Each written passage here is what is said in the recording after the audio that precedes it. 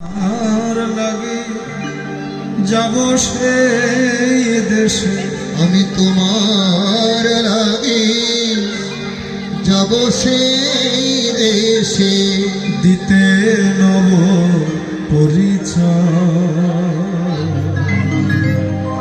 এতে যদি তোমার দুঃখ হরি আমার তাই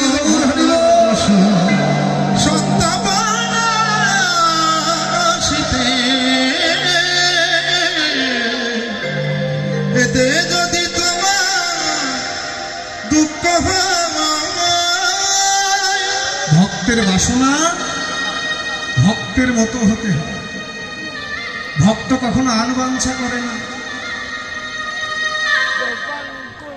বিষ্ণুপ্রিয়া দেবী ডেকে বললেন, সজনী এবার আমি কলসিটাকে ভাসিয়ে দিলাম। আর কলসিটা ভাসিয়ে দিয়ে যখন ওই পদ্মের দিকে দুটি হাত বাড়ালাম, পদ্মের কাছে আর আমার যেতে হলো না, পদ্ম নিজেই এসে আমার হৃদয় মাঝে ধরা দিল। আর যখন ধরা দিল আমি কি দেখলাম জানিস? ওগো সোনার কমল নহে,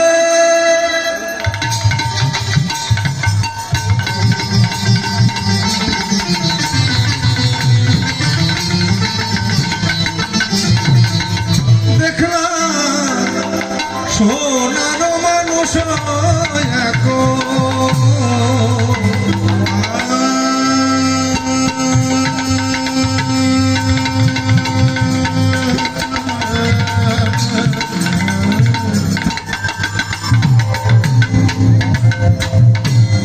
সোনার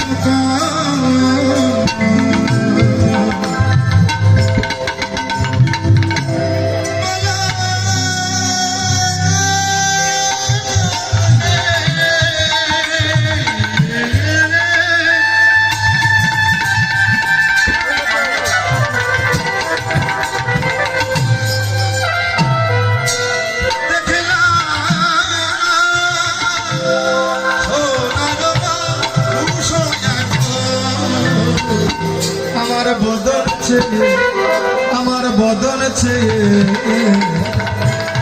তুমি তো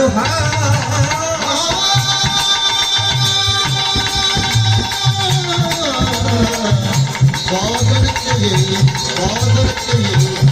তুমি হাসে। আরে হায় হায়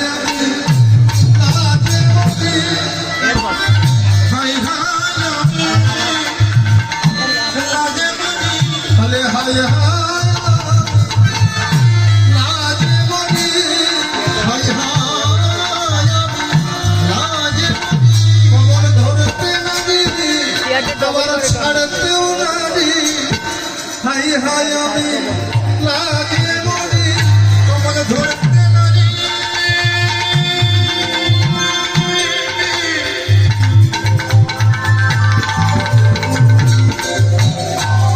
ছাড়তেও নারী হাই হাই আমি লাগে মরি কমল ধরতে নারী ছাড়তেও নারী। আমি কমলটা ধরতেও পারছি না, ছাড়তেও পারছি না। কেন জানিস?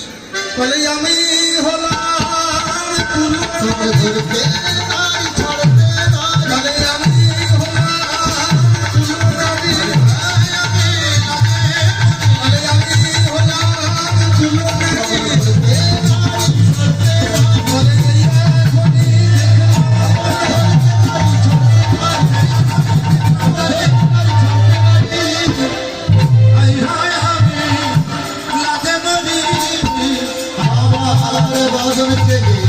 বদন চেয়ে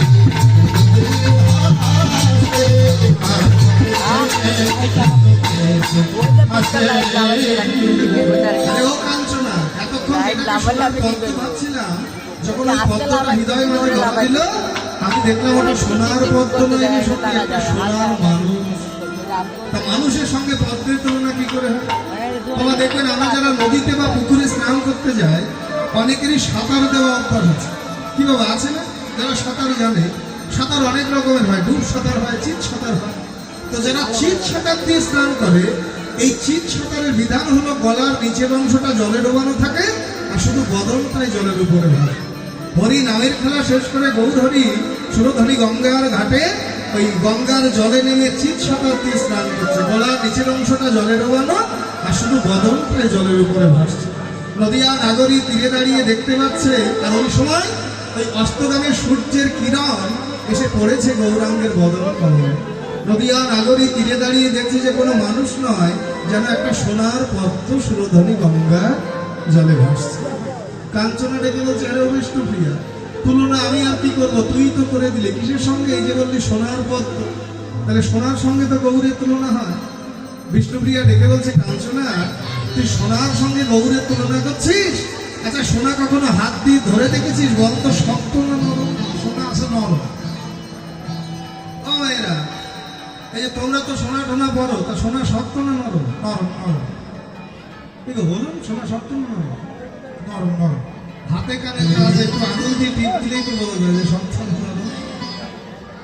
আরে বাবা, সোনা হলো একটা কঠিন ধাতু। যত মূল্যবানই হোক, যদি অধিক পরিমাণে অঙ্গে ধারণ করে অঙ্গটা কেটে যায়, কি পাওয়া যায় না? হয় না। কেউ যদি এখানে এক ভরি, এখানে এক ভরি, দুই ভরি ওজনে দুটো দুল কানে ঝুলিয়ে রাখে, ততক্ষণ কানটা ভালো থাকবে, একসময় দেখো কানটাই ঝুলিয়ে যাবে। তাহলে এই জগতের সোনা যত মূল্যবানই হোক, অধিক পরিমাণে অঙ্গে ধারণ করলে তার অঙ্গটা কেটে যায়।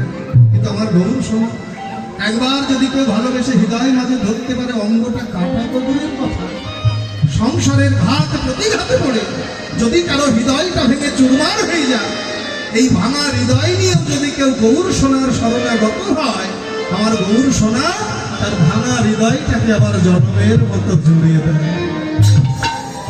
তুলনা হয় না? আমার গৌর হলো লাখো বানো কাঞ্চন যিনি। সোনার প্রকৃত রূপ ফিরে পেতে আমরা তাদেরকে আগুনে পোড়াই, যাকে বান বলা হয়। সোনাকে একবার আগুনে পোড়ালে বলা হয় একবান সোনা, 100 বার আগুনে পোড়ালে বলা হয় শতবান সোনা।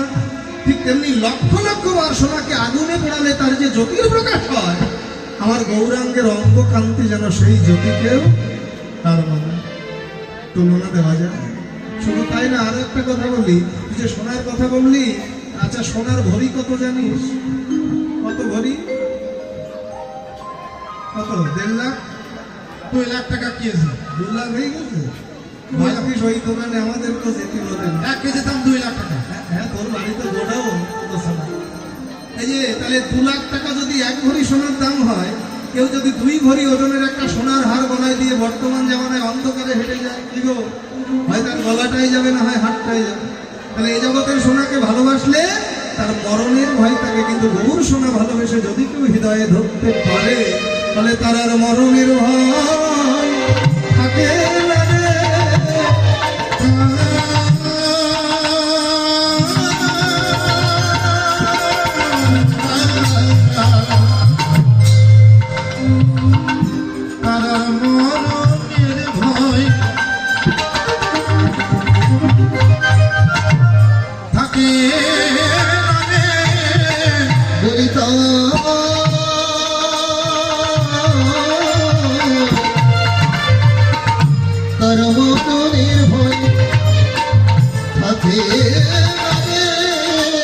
যদি আমার গৌর সোনা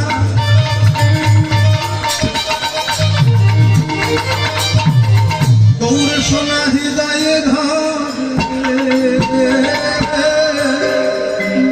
তার আর মরণের ভয় থাকে না।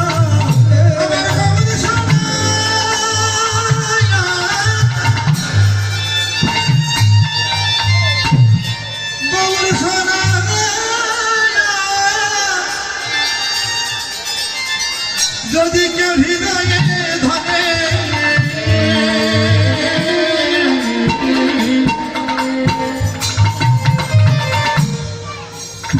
মরণের ভয় থাকে না রে। তার একটা বড় প্রমাণ কি জানেন? আমাদের বাংলাদেশেই বেনাপোলে যার পাট বাড়ি ছিল, যাকে আমরা বলি ব্রহ্ম হরিদাস বা নামাচার্য হরিদাস, এই যে মৃত্যু ভয়টাকে উপেক্ষা করতে পারে, গৌরকে ভালোবাসে, তার বড় প্রমাণ হরিদাস। যেদিন কাজীর কাছে বিচার গেল যে কাজী সাহেব, হারেস মুসলমানের ছেলে হয়ে হরিনাম, কাজী সাহেব ডেকে বললেন, হারেস তুমি হরিনাম করো। তবে কাজী সাহেব করি, তাহলে আজ থেকে আর করবে না। হরিদাস করজোড় করে বলেছিলেন, কাজী সাহেব আমি তো নামকে ছাড়তে চাই, কিন্তু হরি নাম তো আমারই ছাড়ে না। আমি তো ছাড়তে চাই, কিন্তু নাম তো আমায় ছাড়ে না। তবে রে কে আছিস, ওকে পাণ্ডু আর বাইর বাজারে বেত্রাঘাত কর, যতক্ষণ মুখ দিয়ে হরি নাম না ছাড়ে। হরিদাস করজোড় করে বলেছিল, কাজী সাহেব খণ্ড খণ্ড হোক দেহ, হোক দেহ যদি যাই প্রাণ, যদি যাই প্রাণ, তবুও না ছাড়িব বদনে, ছাড়িব মদনে, ওই মধু কৃষ্ণ নাম। মধুর কৃষ্ণ নাম। পাণ্ডু আর বাইর বাজারে হরিদাসকে বেত্রাঘাত করা হয়েছিল। কি করে জানেন? চার হাত পায়ে দড়ি বেঁধে বাজারের মধ্য দিয়ে চারজনে টানছে, আর চতুর্দিকে আর চারজন দাঁড়িয়ে সপাটে চাবুক দিয়ে বেত্র দিয়ে আঘাত করছে, হরিনাম ছাড়, হরিনাম ছাড়। আর প্রতিটি আঘাতেই হরিদাস বলেছিল, হে কৃষ্ণ, হে কৃষ্ণ করুণা সিন্ধু, করুণা সিন্ধু। ওরা তো জানে না, জানে না ওরা কি ভুল কি করেছে। ভুল করেছে। তবু ওরা তো জানে যে ওরা আমাকে মারছে, আমার অঙ্গে আঘাত করছে, কিন্তু আমি তো জানি আমার শরীরে করা প্রতিটি আঘাত এ যে আমার অঙ্গে নয়। প্রতিটা আঘাত যে তারা না জেনে তোমার অঙ্গেই করছে, কেননা এ দেহ তো আমার নয়। আমি যে আমার দেহ মন প্রাণ জীবন যৌবন সবকিছু তোমার ওই চরণ মূলে অর্পণ করে দিয়েছি। এ দেহ তো তোমার। মারতে মারতে মারতে মারতে ক্লান্ত হয়ে গেল, তবুও নাম ছাড়াতে পারল না। একজন আর একজনকে ডেকে বলছে, মিয়া ভাই এত মারলাম কিন্তু নাম ছাড়লো না, কাজী যদি জানতে পারে তাহলে আমাদেরই প্রাণ নেবে। হরিদাস ডেকে বললেন, শোনো ভাই, আমার জন্য তোমরা কেন কষ্ট করো? এক কাজ করো, আমি ইচ্ছা মৃত্যুবরণ করছি।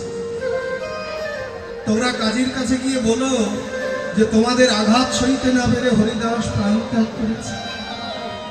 তবে তোমাদের কাছে অনুরোধ, আমার এই দেহটা আগুনেও পোড়াবে না, মাটিতে দাফনও করবে। শুধু একটাই চাওয়া, আমার এই দেহটাকে সুরধনী গঙ্গার জলে ভাসিয়ে দাও। সবাই ছুটে এসে আনন্দে নাচতে নাচতে বললেন, কাজী সাহেব আপদ গেছে, মার সইতে না পেরে হরিদাস প্রাণ ত্যাগ করেছে। কাজীর আদেশ, তাহলে এক্ষুনি তাকে দাফন করে দাও। কিছু পণ্ডিত ডেকে বললেন, কাজী সাহেব এখানে আমাদের সঙ্গে আপনার একটু মতবিরোধ আছে। মুসলমানের অন্নে পালিত কিন্তু হিন্দুর ঘরের ছেলে, তাহলে তাকে দাফন নয় চিতার আগুনে পোড়াতে হয়।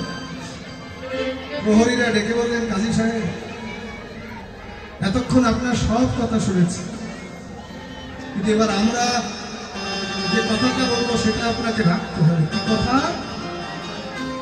আমরা হরিদাসকে মাটিতেও দাফনও করবো না, আগুনেও পোড়াবো না।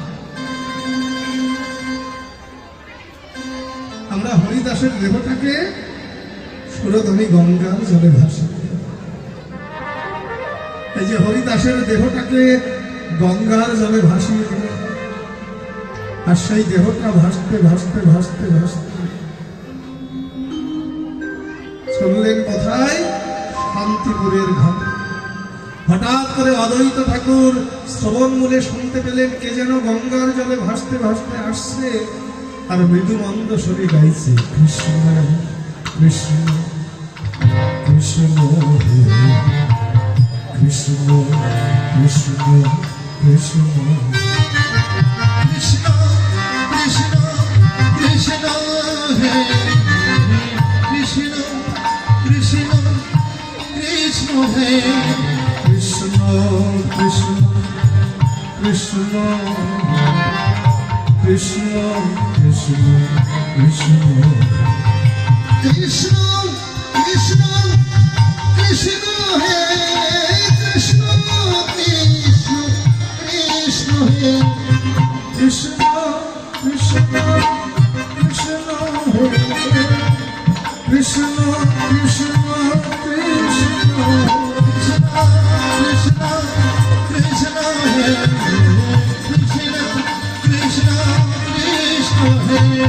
অদ্বৈত ঠাকুর আর দেরি করলেন না, ঝাঁপ দিয়ে পড়লেন গঙ্গার জলে। আর গঙ্গার জলে ঝাঁপ দিয়ে হরিদাসকে দুটি হাতে তুলে যখনই তীরে আনলেন, বদন পানে চেয়ে অদ্বৈত ঠাকুর ডেকে বললেন, এসেছে তুমি? এসেছে। এতগুলো দিন পরে তোমার আসবার মতো সময় হল। আমি যে কতটা দিন থেকে শুধু তোমার আশা পথে নয়ন দিয়ে এসেছি। অদ্বৈত ঠাকুর যখনই হরিদাসের অঙ্গে কোমল পরশখানি দিলেন, হরিদাস মৃতদেহে প্রাণ ফিরে পেলেন। আছাড় খেয়ে বললেন, মাটি প্রভু কোথায় গেলে? এই তো ছিলে আমার হৃদয় মাঝে মধুর সুরে গাইছিলে না, এমন করে আমায় ফেলে কোথায় গেলে? রাধে রাধে। হরি মন যায় লুকালে কোথায়, হরি মন যায় লুকালে ভবে আমি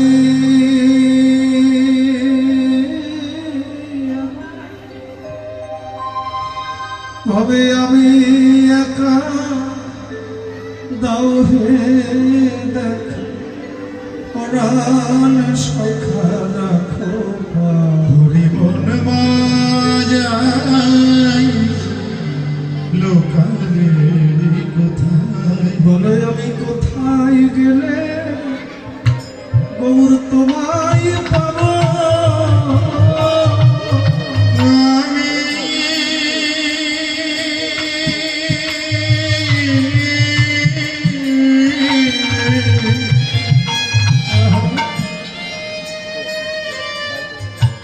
বলো আমি কোথায় গেলে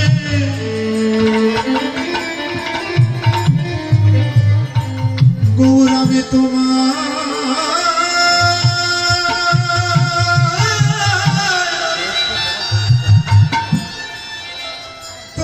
পাবো।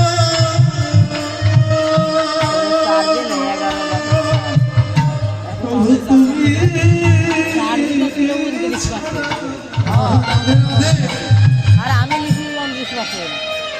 আমি যখন আমার আর কেবা আছে, বলে আমি কোথায় গেলে গৌর তোমায় পাবো? আমার তুমি ছাড়া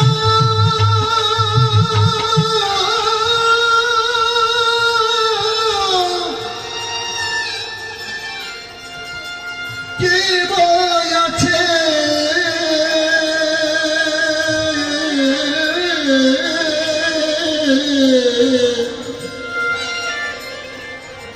আমি কোথাও